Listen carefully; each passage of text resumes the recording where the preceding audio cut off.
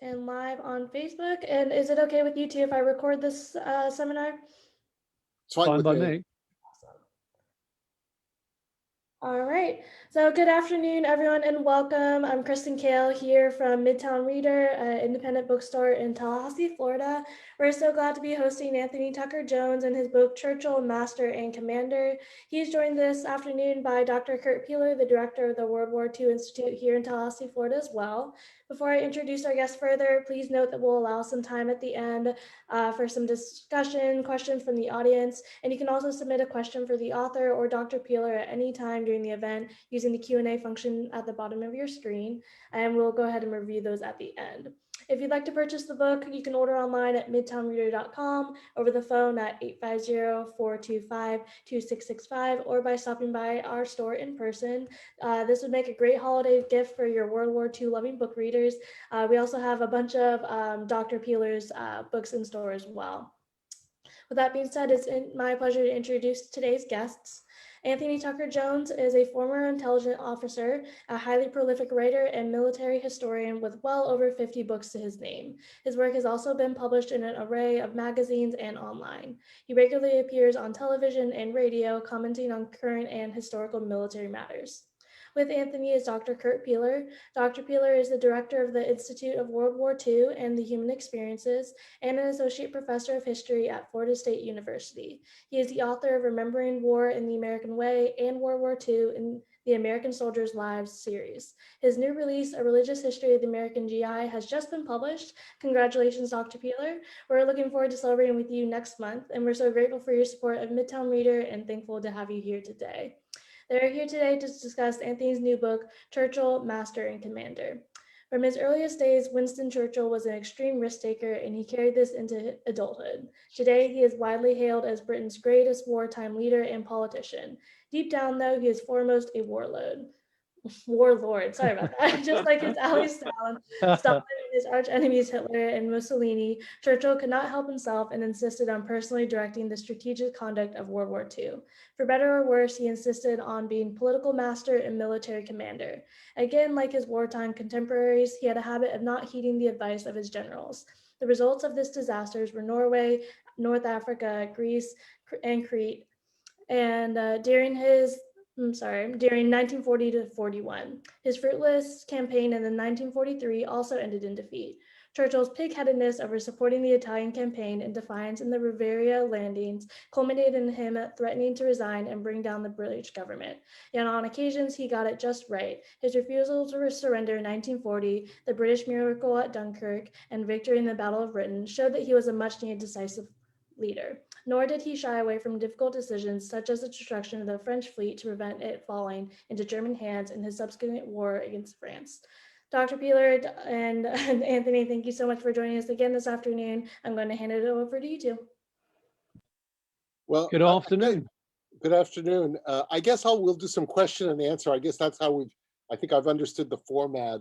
But before I start with questions, I want to say, first of all, I enjoyed reading your book. And for the reader, the general reader, this is a good read. It's very accessible in a good way. But I think the American reader in particular will learn a lot. I think I was talking once to a British colleague, and he sort of observed how nationalistic our writings of World War II are, and it's sort of an obvious point because he was trying to get material from he was preparing stuff for British sort of basically staff rides, and he said, I'm tired of just focusing on British battles. Let's do some American battles for World War II. And I've been on a mission to sort of globalize in America both among my students, but also even among the general public. We could not have won this war without our allies. Like I remind students and Americans, the bulk of the German army was fighting against the Soviet Union. The bulk of the Japanese army was in China.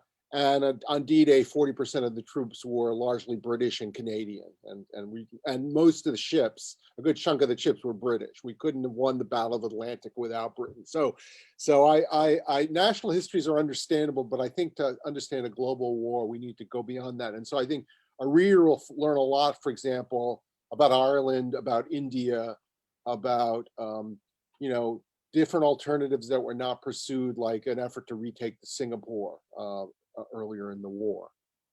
So I want to start off, I think, with one of the biggest questions about the book is, from your view, what is Churchill's finest moment in World War II?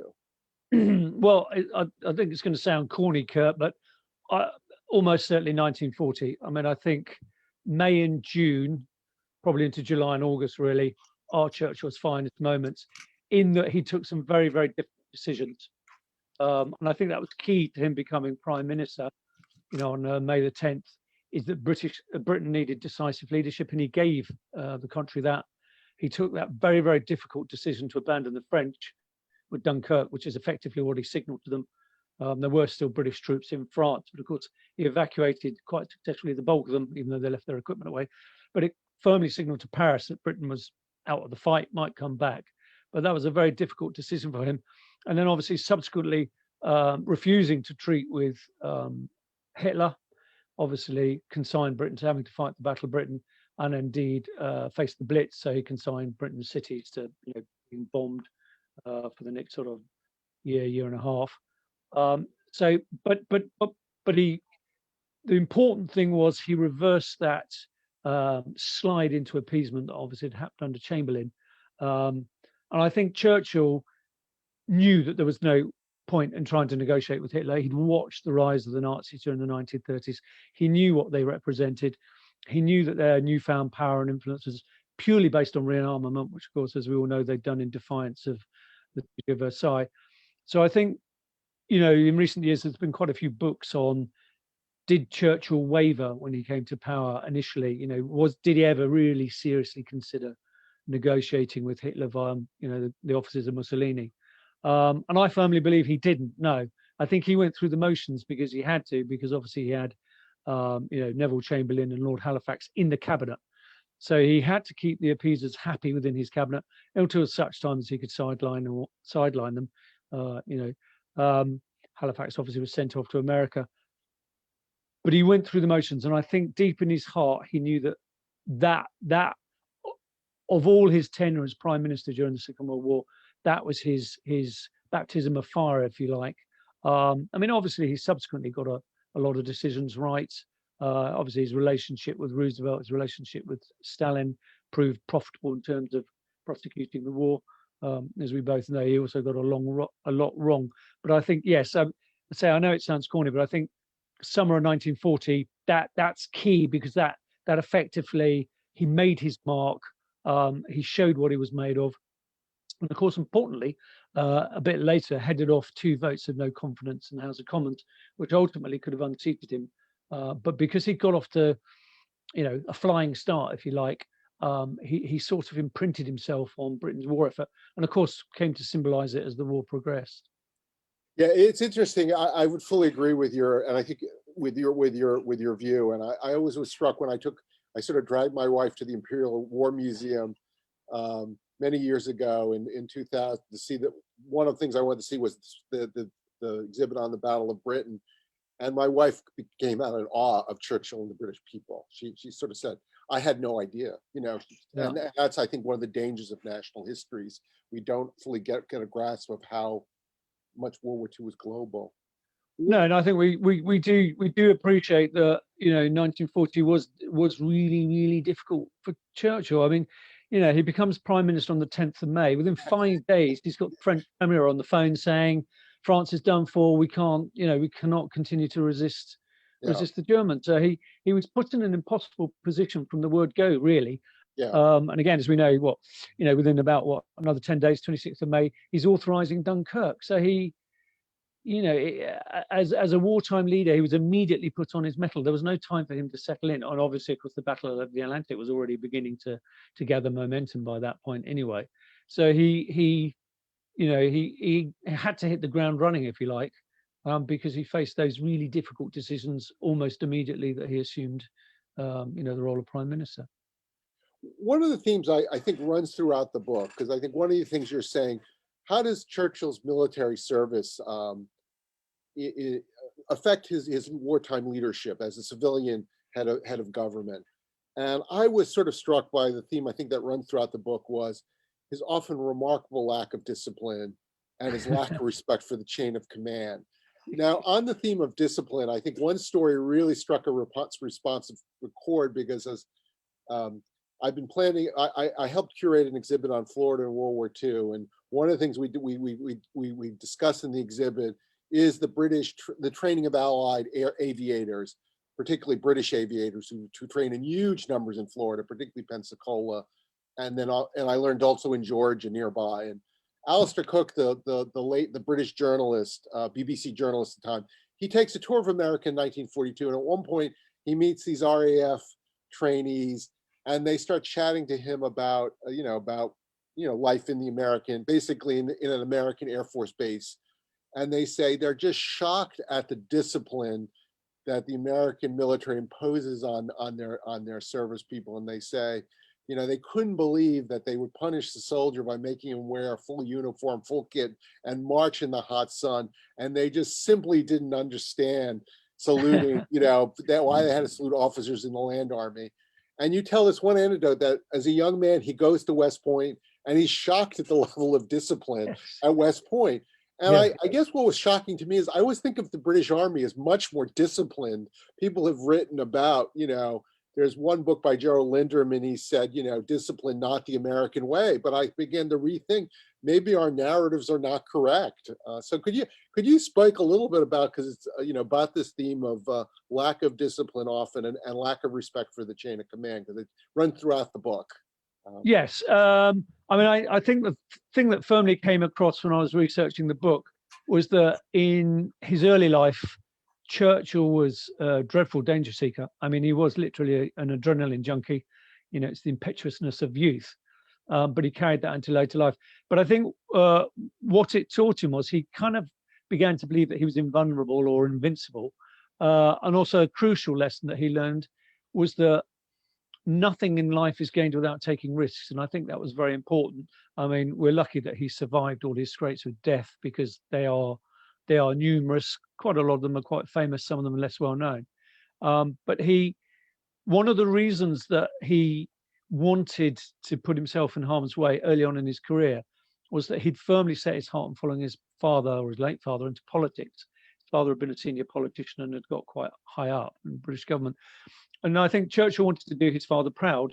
So he wanted to become a politician. And I think he felt one of the good ways to launch that was if he was a decorated veteran from, British Empire campaigns, that would bring him to the notice of the press, because as we all know, Churchill became, the prototype spin doctor, if you like. His sound bites are, are famous, his, all his writings and his journalism. So he really wanted to get himself into the forefront of the media at the time, and wanted to win a medal. And the upshot of that was, of course, that he kept getting himself assigned to campaigns that he had no business being involved in. As we all know, who's commissioned into the 4th Hussars. And you're right about Sandhurst. I mean, that's not a place, the British Military Academy, that's not a place that's famous for lax discipline. So for Churchill to have been surprised at West Point, I think does say something for the West Academy. But yeah, so Churchill, obviously his regiment was deployed to India on peacetime duties, which were no good for him whatsoever. So he very quickly, using the offices of his mother, Lady Randolph, who was well connected, he got her to badger the War Office senior commanders that she knew in order to get him to where the action was. And of course, that famously initially is the Malakand Field Force up on the northwest frontier. But when you think how enormous India is, I mean, he was absolutely miles from the center of the action where his regiment was based. And indeed was invited to go up there at his own cost. He had to kit himself out and get himself transported up there and off going. And of course, subsequently did exactly the same thing with the Sudan campaign. He had no business being there whatsoever. His regiment wasn't deployed there, but he managed, pulling strings to get himself there. So he had this flagrant disregard for the chain of command. I mean, if you can imagine a young lieutenant, even in the US Army or the British Army now, writing direct to the Secretary of State for Defence, or the British Defence Secretary, and saying, please deploy me to Afghanistan or Iraq, they would be held to pay. I mean, there would be a complaint back down the chain of command that this individual had spoken out of turn. Whereas Churchill thought nothing of doing this. In fact, again, as we all know, he made himself so unpopular that in the end, the British War Office ruled that serving British officers were no longer to take commissions from newspapers to write while they were serving, because, of course, Churchill, again, very famously wrote articles about the campaigns he was involved in, and because of his constant need for money, turned those into books. And he was not backwards and coming forwards about criticizing the conduct of those campaigns, which is, again, as a serving officer, he had no right to do. I mean, again, it's talking out of turn. He was criticizing British foreign policy. He was criticizing British, strategy. He was criticizing the senior chain of command, and he didn't think anything of it. But obviously, his seniors did not like it, which, again, as we know, culminated in him being given an ultimatum: you either continue as a serving officer and abandon your journalism, or you go off and do that, which is what he did. But again, remarkably, of course, he found a way around that. Packed himself off to South Africa, got involved in all sorts of scrapes, again, which he had no business in being involved in.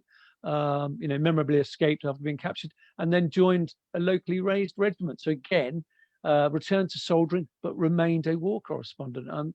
His Schutzpar, I think you would call it, isn't it? He knew no limits. But I say what he learned from that was that life is about taking risks. The other thing, of course, he firmly learned was that if you've got a problem or you need something doing, you go to the top. That's the way to get things done. And he very much carried that through his adult life.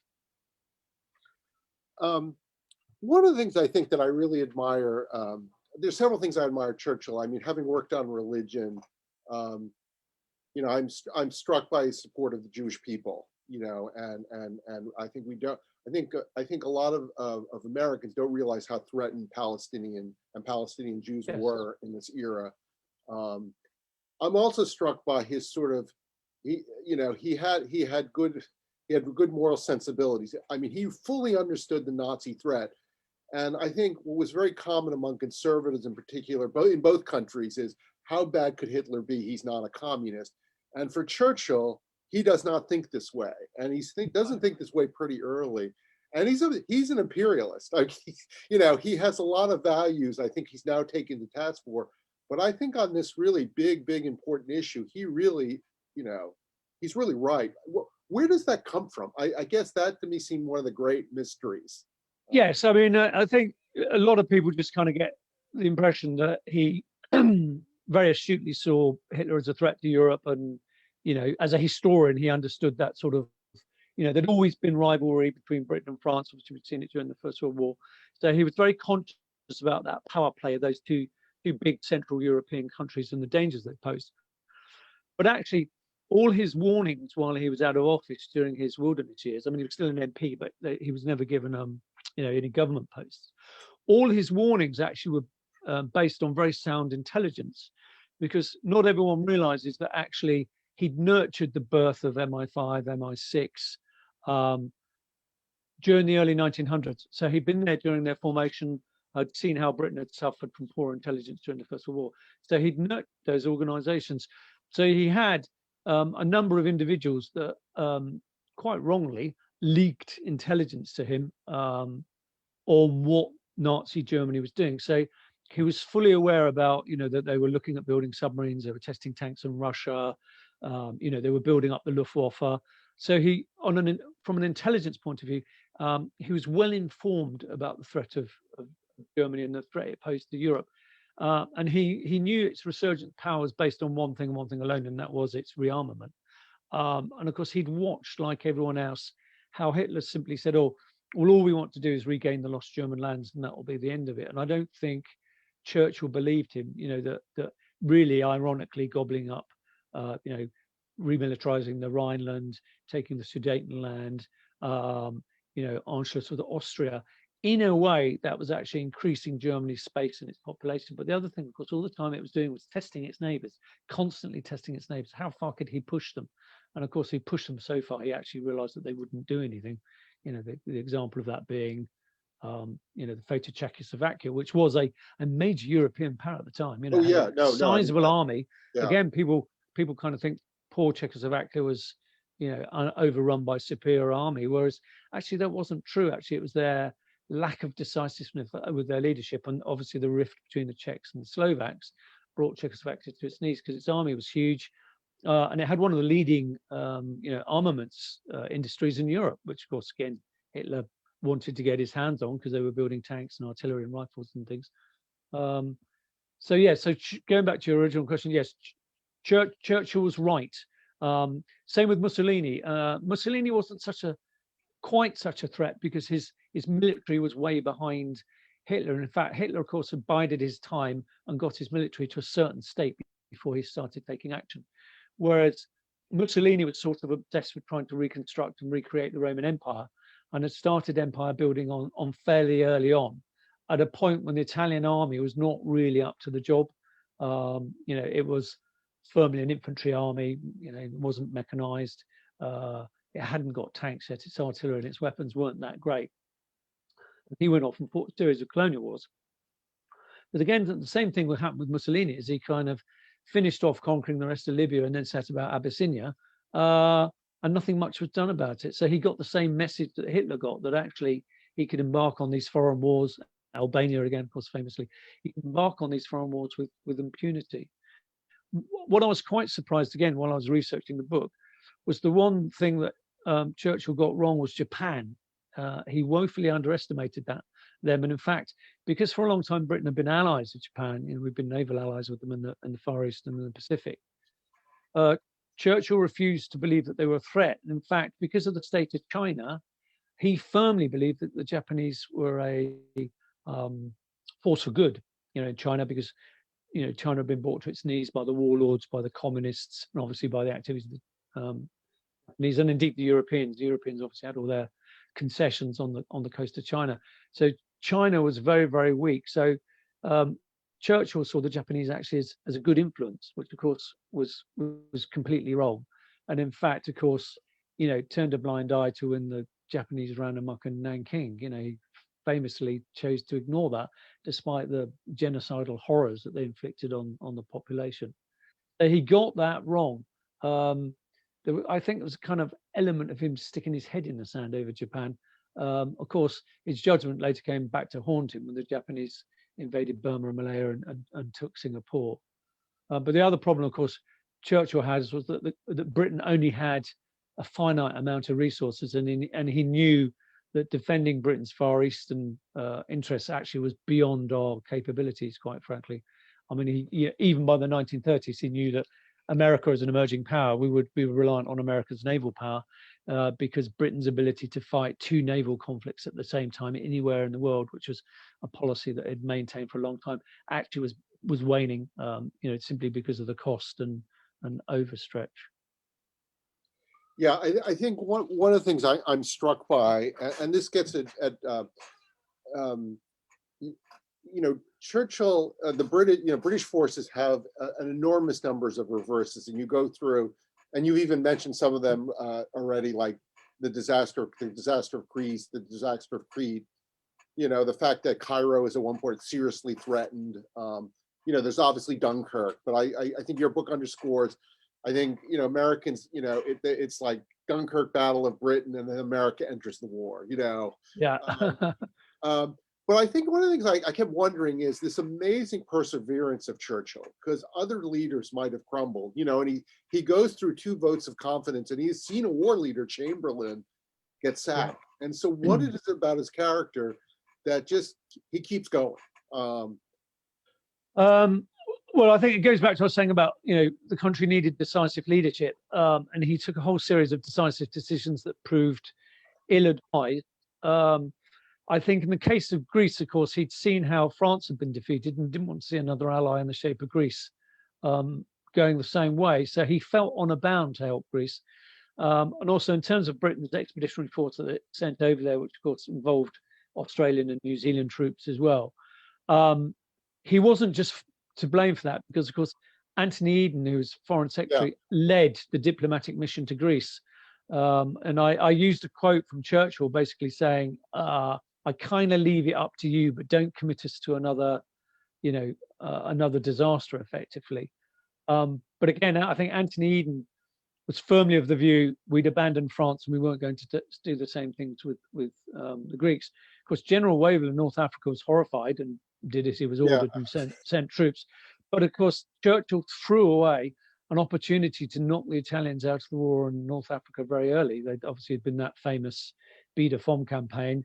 And if they pressed on, they almost certainly would have got to Tripoli. And if they captured Tripoli, it would have meant the Italians had no way of reinforcing their troops in North Africa. And Libya would have fallen. It would have preempted, of course, Erwin Rommel arriving with the Afrika Korps, which, of course, was later to give us major problems. So it would have headed all that off. Instead, what happened, of course, as you know, we sent troops to Greece, which triggered an invasion by Hitler. He attacked both Yugoslavia and Greece. Britain then has to conduct another Dunkirk, much to our embarrassment. The troops that are retrieved are withdrawn to Crete, which, of course, then Hitler decides that having the RAF that close to the Aegean and, of course, Romania's oil fields was not a good idea. So the Luftwaffe launches that famous airborne operation to capture Crete. And again, Britain faces another Dunkirk because we have to evacuate our troops from Crete.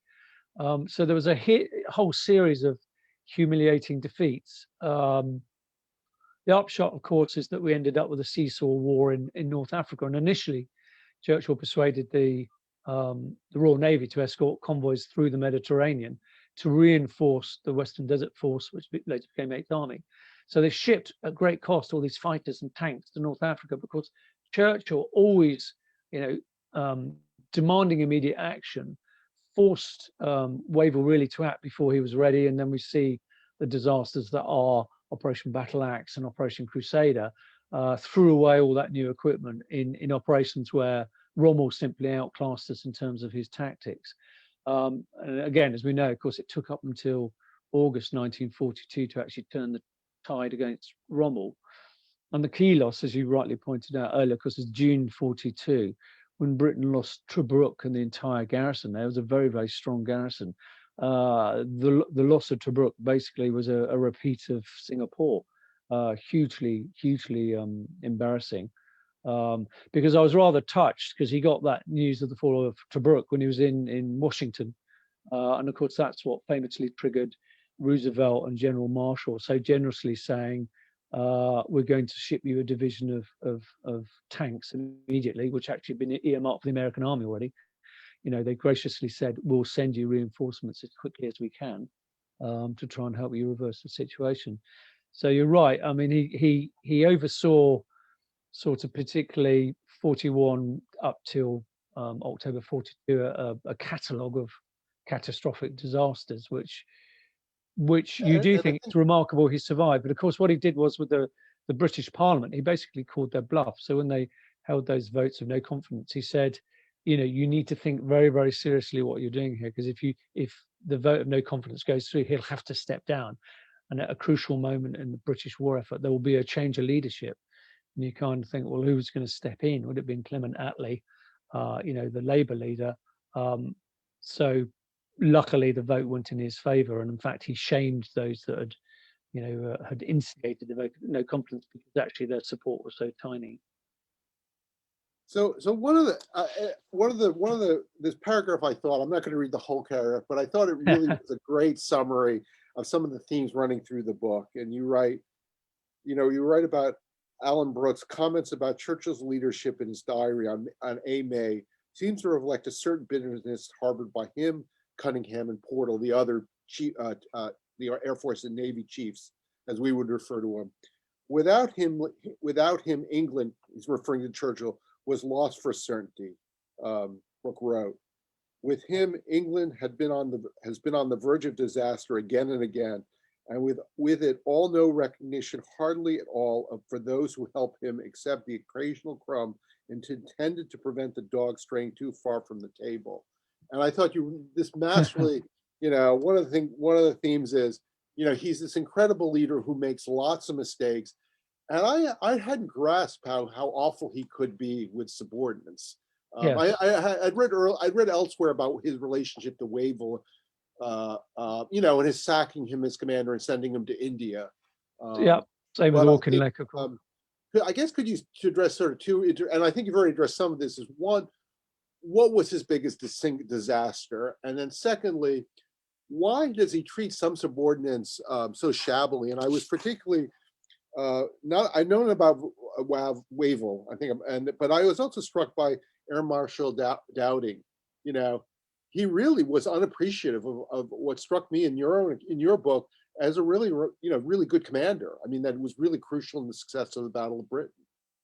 Yes, I think you're right. In many ways, although Churchill was, a very emotional man, he wore his heart on his sleeve, as we would say. Was prone to crying, worried about his decisions. Things like the loss of the Repulse and Prince of Wales, which had been sent to try and help defend Singapore. I mean, that haunted him forever after.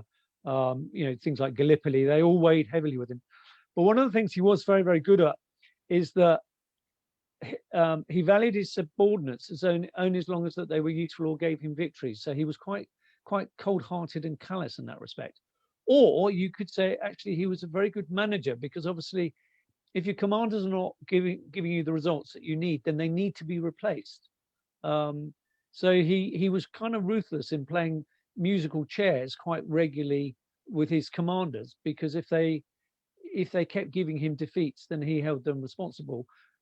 Quite often, their defeats were, he had a hand in.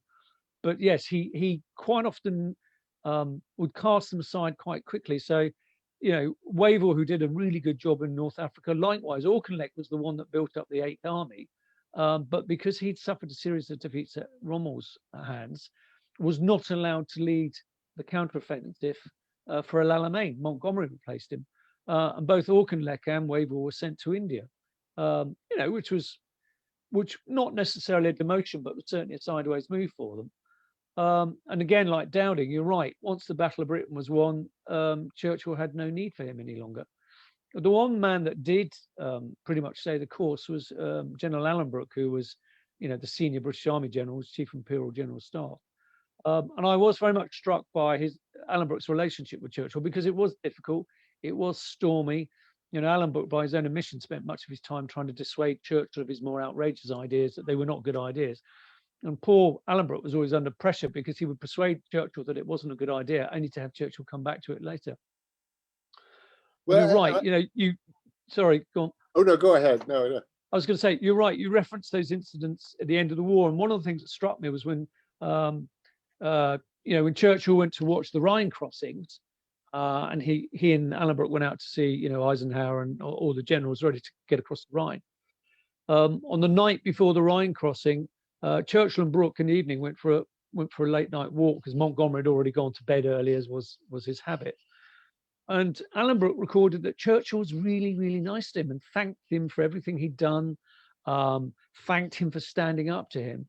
And Allenbrook was quite surprised about this, because it was the only time that Churchill had been really, really nice to him. And you think, he'd been in that job for 2-3 years, and that was the first time that he was nice to him. So it said something on Churchill's leadership style. And again, you referenced that meeting of Churchill and the Chiefs of Staff just before, it was on the 7th of May, so the day before Victory in Europe's announced on the 8th. They all met in Downing Street for a toast. Obviously, it was a historic moment. Germany had surrendered, and the war in Europe was certainly over. But General Ismay, who was Churchill's senior military advisor, did note in his diary that none of the Chiefs of Staff raised a glass to Churchill on his leadership. And Ismay sort of said, "Oh, well, I think everyone was too choked up by the occasion, and were lost for words."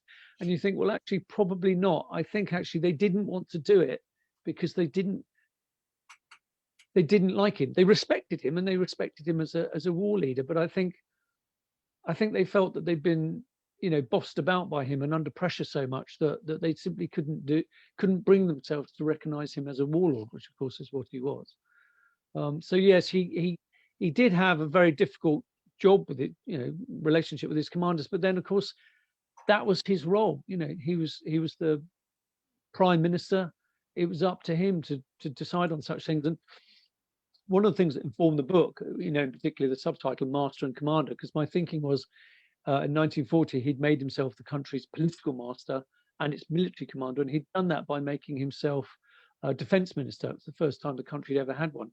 And he very cleverly short-circuited the Secretary of State for War by doing that, because it meant the Chiefs of Staff answered directly to him, which of course gave him control of the strategic conduct of the British war effort, and gave him direct access to them all the time. They had direct access to him. And I think there's a quote in the book from Eisenhower, who said, Churchill was so intimately involved with all the operations of the Second World War that he was effectively de facto a member of the British Chiefs of Staff. And of course, he'd very much done that deliberately. That was a deliberate move. Well, I think what's striking to me is, I mean, Roosevelt does something very similar. I mean, he basically creates the Joint Chiefs of Staff and sort of bypasses often Stimson, and who was Secretary of War and Secretary of the Navy. But Roosevelt generally stays out of operational stuff. It's very interesting. He does, and he lets Marshall do a lot of the sacking of Deadwood, particularly in the Army. But I mean, I guess what I found striking is constitutionally, prime ministers are not commander in chief. Whereas in the United States, it's very clear the president is commander in chief. And Roosevelt at the time would do that, exercise that ultimate authority. So I realized when I teach World War II again, I need to really emphasize him, the shrewdness of making himself Minister of Defense. Yes. Giving him I think authority. Many people don't realize that, that he did that, and he did it immediately, and he did it because, of course, he'd learned from previous British campaigns, most notably, of course, Gallipoli, that running a war effort by committee is not good, unless it's firmly chaired, which is what you need. He'd seen how the British armed forces had failed to adapt to the changing nature of warfare in, say, South Africa. He'd watched how Britain had simply failed to conduct a successful combined operation, in the Dardanelles for the Gallipoli campaign, because that very much informed his thinking, I think, on D-Day. Obviously, he appointed, Lord Mountbatten as head of combined operations in Britain.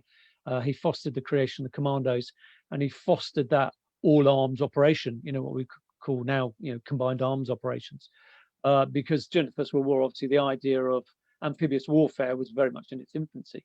And of course, it came very much to its fruition with the European campaign, and indeed the campaign in the Pacific. Up until sort of 42, the idea of landing craft didn't really exist, did they? They had to be built from scratch. You had to work out how they worked, how they operated, and all those things. And of course, that's partly why Roosevelt readily accepted the Mediterranean first strategy in clearing out the Axis from North Africa, because of course, it kind of allowed the Allies to test the waters on combined operations in North Africa, where there was a level of resistance from Vichy French troops, but nowhere near on the scale that they could anticipate meeting from the Germans when they landed in Normandy. So I think that was, again, one of the things that Churchill understood, is that he needed to control the war effort, because he'd seen what happened when it wasn't given firm direction. He also understood that need for developing amphibious warfare. Because again, he famously came up with the idea for the Mulberry Harbours that helped, D-Day. He'd come up with the idea of floating jetties. He'd supported the creation of 79th Armoured Division and all the weird and wonderful funnies that they built, specialised armoured fighting vehicles that helped both the British and the Canadian armies get ashore.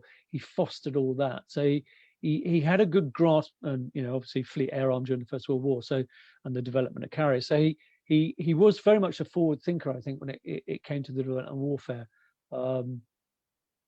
Ironically, on strategy, maybe not so much, because one of the things that struck me was clearly with the French Riviera landings and Operation Dragoon, that marked his high water mark in his ability to affect the strategic direction of the Second World War. Because obviously America was then, by that point, the senior partner, and from that point on, he's pretty much, as I like to say, an excited bystander, or in many instances, a war tourist, because that's what he became. Yeah, your story about his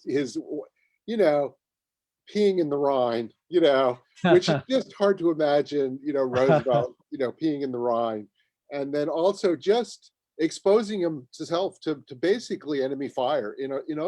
What could be really characterized as a reckless way. I just imagine the Secret Service would hustle an American leader who tried to do that out. Yes, I mean, if you imagine the American president, or indeed the British Prime Minister today, saying, during the campaigns that we fought in Afghanistan, Iraq, them saying, "Oh, I want to be up the front. I want to be in a mortar pit. I want to be by the artillery." The media would have a complete and utter field day. But I guess there's one risk I really want to point out, I think, to people reading this book, because you talk about some close calls. I mean, I interviewed in the 90s about 200 World War II veterans, and anytime I interviewed someone who was in the Air Force or Naval Air Arm in the United States, they invariably talked about plane crashes, and that was before they got deployed into combat. Like any, Yeah. and I was just stunned. Like I said, there was a reason they got flight pay in America, because it was dangerous just to fly. And I think average Americans today have no appreciation of what it was like for like Churchill and Roosevelt and other war leaders to fly, because these planes were really dangerous. And I'm really, one harrowing story where he is desperate to try to keep the French in the war, and he is flying home from France, and he could have potentially been shot down by a German fighter. Yes, I mean, off the top of my head, he he could have died at least a dozen times. Yes, you're right. He had little regard for his personal safety, but I think again that goes back to his early life when he kind of convinced himself that he was invulnerable. In his 20s, he spent a lot of time wandering around, very exposed to enemy fire, and had remained unscathed. So I think, but also I think it was a measure of him wanting to get the job done. He took risks, but he knew he needed to go to France. He knew he needed to come and see Roosevelt. He needed to go and see Mackenzie King. He needed to see Stalin. He needed to see his general. So again, it's a measure of the man that he wanted to lead from the front all the time, which goes back to deep down, I think he was a frustrated general. Had he stayed in the military, he may have made his illustrious ancestor, the Duke of Marlborough, proud by becoming a successful general. I think the problem that Winston had was that his disregard for the chain of command and flouting rules and regulations probably would have stymied his climb up the He's promotion likely he would have ladder in been a the very British Army. frustrated colonel. Yes. Well, again, as we know, he only ever got to acting colonel during the First World War, and was made honorary colonel by various units. But yes, his honorary rank only ever got to colonel, which is not very high up. I guess one of the turning to a sort of more somber topic. I think there needs to be greater discussion of the humanitarian aspects of World War II, treatment of prisoners of war, which at least for the British and Americans were one of the more and Germans was one of the more successes. Food relief. There's a range of things, and I guess one of my disappointments, and to be honest, I only recently learned that, and a few years ago, was the famine in India. And you're rather, I think, I wouldn't use the word apologetic, but you say there are reasons why it's complicated why famine breaks out. And I guess I did learn I had not realized the problems at the docks. So I mean, I'm sure you're aware that Winston Churchill's taken quite a battering in recent years, over here.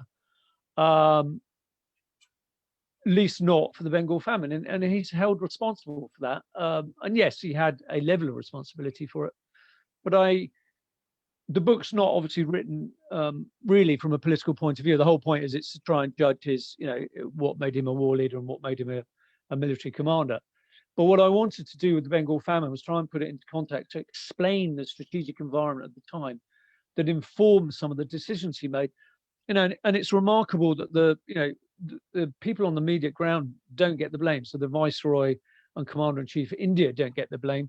Churchill gets the blame all the way back in London, or indeed the Secretary of State for India, who's based in the India office in London. Again, there's three other people involved, senior people involved in the whole thing. And I felt, from my point of view, one of the things that surprised me was actually the widespread scope of the Quit India revolt in August 1942. And that very clearly helped fuel the famine, because the rioters derailed trains, blocked railway lines, all sorts of things, caused all sorts of problems. So slowed down the shipment of supplies at a crucial point to the eastern provinces of India. And likewise, as you rightly say, they had problems with docks. Likewise, German U-boats and Japanese submarines were running around in the Bay of Bengal. So it was important, I felt, for the readers to understand, it wasn't just a callous decision by Churchill that he didn't like Indians and that they were going to starve. I mean, that's simply not the case. And also, of course, from a strategic point of view, it's important to remember that in Bengal and Assam, the population ate rice. They didn't eat wheat barley, which is what was shipped in. And traditionally, of course, that came from Burma and Malaya, which is where it was grown. But the Japanese had occupied both countries, so they'd shut off a crucial supply of food. I just kind of felt it's important for the reader to understand all those aspects to the issue. It wasn't simply a case of Churchill saying we're not going to send food relief, because they did. And Wavell, once he was appointed viceroy, obviously his military mind clicked into action. He appointed a senior general to oversee transport of supplies. He set up food kitchens, and he did everything that he could to try and improve the situation. But Yeah, I'd say I need to do more reading on it. So I and the little I've read is very critical. And again, without getting too political, the whole thing, there was an inquiry afterwards, and it pretty much exonerated Churchill and pointed the finger at the local government. So of course you need to remember that India wasn't a unified state at that point. It was British possessions or princely kingdoms that paid lip service to British rule. So function through cooperation. But the concept of the United States of India did not exist at that point. As Churchill always pointed out, he said, India is a geographic concept. It's like Europe. Okay, these days we're looking more and more at Europe as the United States of Europe, but then it was like Europe. It's a landmass made up of lots of countries. And India was the same, because again, that's what surprised me with Gandhi. Gandhi actually wanted to preserve what Britain had made. We brought together all these countries under central government, and Gandhi wanted to preserve that. Obviously, as things turned out, that wasn't possible. But I think all those issues are, they're quite important. And I digress there slightly, but the point with India, of course, is its roads and railways were not designed to ship foodstuffs from the west of India to the east. So transportation was not great. So the mass movement of food was difficult, coupled to which, of course, the railway lines were needed for the conduct of the war in Burma to fight the Japanese. So, of course, again, they're moving food for the troops and ammunition. So unpleasant as it is, you've got to prioritize. There's only so much logistics that you can do. You've got to prioritize where everything goes. So they were difficult decisions. And I say it wasn't done as a callous thing. Yeah, I mean, I would be in agreement that I think the British officials, they may have made inept decisions, but I don't think they deliberately wanted Indians to starve. No. I had a few more questions, but let me get to my last one, because I have a feeling a lot of people are watching this as a lunchtime talk and then go back to work, particularly people of a certain age. So let me ask one more question to make sure there's an opportunity for question and answers. So, and I preface this because I remember very consciously once, critiquing a book for a book series I was editing. This woman wrote on religion. It was all about Chaplin, didn't consider rank and file. And I said, I don't want to criticize a book. I don't want to say the author should have written a book that I wanted to write. But I guess one of the things that I did struck me when reading your book is you end in 45 after he's turned out of office rather unceremoniously. And I was really sort of struck by the sort of conduct of some British troops, which I don't think doesn't happen too often in the American military, of disrespect to the commander in chief. Yeah. I was curious, why didn't you look at his second his second term as prime minister and the Cold War? Because I was really, little I know about Churchill, particularly nuclear weapons. He's a remarkably, he's willing to think of new ideas and embrace new ideas. Yeah. He's a real warrior, but he also, like with nuclear weapons, has a grasp like these are really dangerous. That's a good point, Kurt, and I think you're discussing a second book there. Okay. Yeah. Okay. Churchill and the Cold War. No, I mean, I say I firmly wanted to end in 1945 because obviously that's when his tenure as prime minister and Britain's warlord comes to an end. I mean, you're right. Obviously, he goes on to become famous for his Fort Missouri. Talk about the Iron Curtain. He obviously has a second term as prime minister and is involved in some of the conflicts, certainly for Britain, the communist uprising in Malaya, Mau Mau rising in Kenya. So he was involved in other wars, but it just seemed that 1945 was a good place to end. And again, I felt it's quite important to explain, particularly for the general reader, the reasons why he wasn't elected back in, because you kind of think, on the whole, he did a good job. He'd seen the country through the war from start to finish. Okay, he didn't see the surrender of Japan, but he certainly saw the surrender of Italy and Germany. And also, I think, and was loved. I think, because again, one of the things that always strikes me with Churchill is certainly during the Blitz, he travelled around Britain's cities. He went and saw how people had suffered. He looked at the bomb damage. Famously travelled up the Thames to see all the damage to the docks. He was very much in the forefront of people's minds. He'd woven himself firmly into the British war effort. But of course, come the end of the war, actually, people were tired and they wanted a new start. And the important thing to remember with Britain is they were not presidential elections, so they were not voting for the prime minister. Yeah, they're voting for their Labour or Conservative candidate. Yes, they were voting for party policies. And of course, Labour, who'd kind of been on a bit of a back foot throughout the war. Okay, Clement Attlee was deputy prime minister, but nobody really knew who he was. Labour had very cleverly, put together its policies and was readily prepared to address what would returning servicemen need, what would the country need to recover. Obviously Britain was in debt, all those sorts of things. So their policies were much more appealing. The other crucial thing I felt was that a lot of members of the armed forces felt that they had been away from their families too long. And because Churchill was the figurehead of that, they blamed him. That Anthony Eden famously said that his son, who was in the army, had written to him saying that the sentiment's not in Churchill's favour. So I think Churchill probably knew in the run up to the general election in July 1945 that he was going to lose, but he put a brave face on it. I mean, there wasn't much else that he could do. And I think, personally, it was a slap in the face for him that he'd risen to the occasion. He wasn't a young man, let's face it. He was in his 60s when he became prime minister. So he wanted to oversee Britain's recovery, but the point I make out in the book is actually I think they did him a favour by not re-electing him. He was tired, he was exhausted, he wasn't terribly well, so it gave him time to go away and reflect and recover, and then obviously bounce back. Quite a comeback.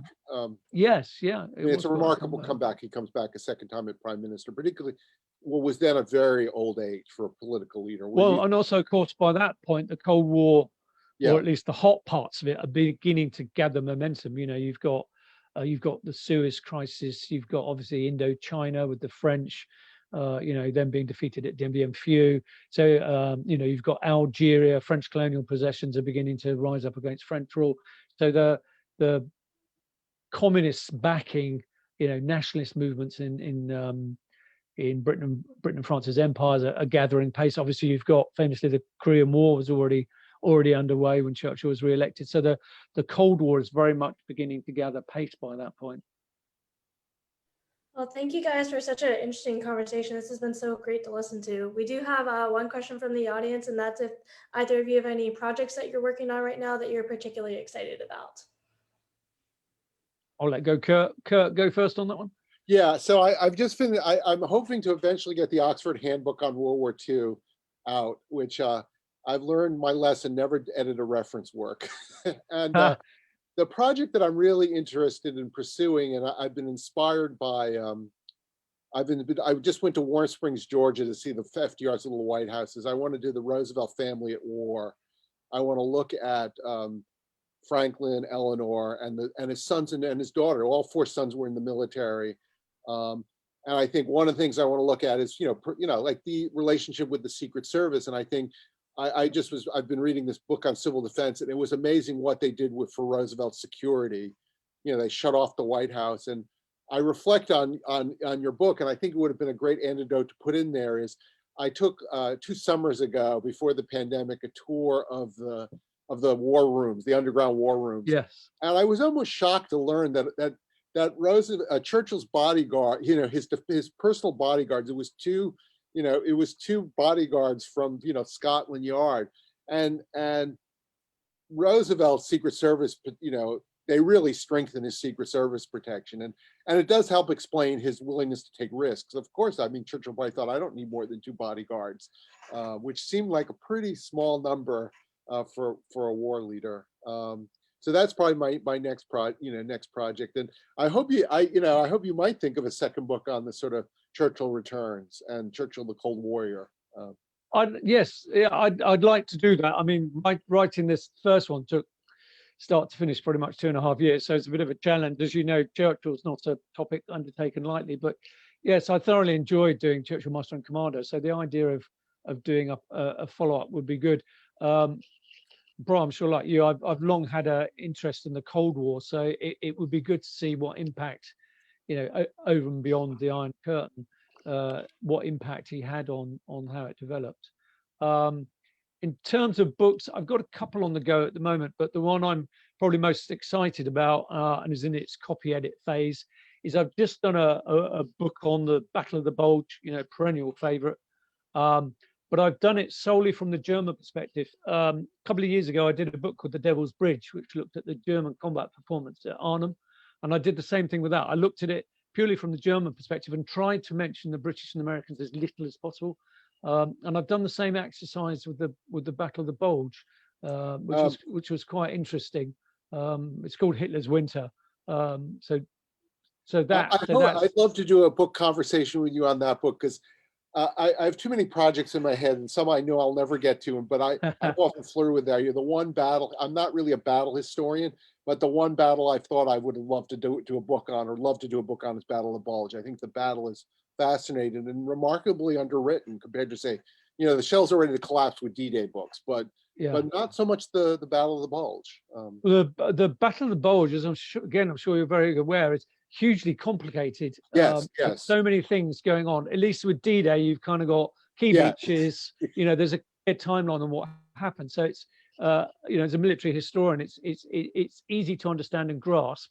Whereas doing the Battle of the Bulge actually was, I don't want to say a nightmare, but it was a real challenge, because you've got so many things going on. You've effectively got 4 German armies involved, all doing different things.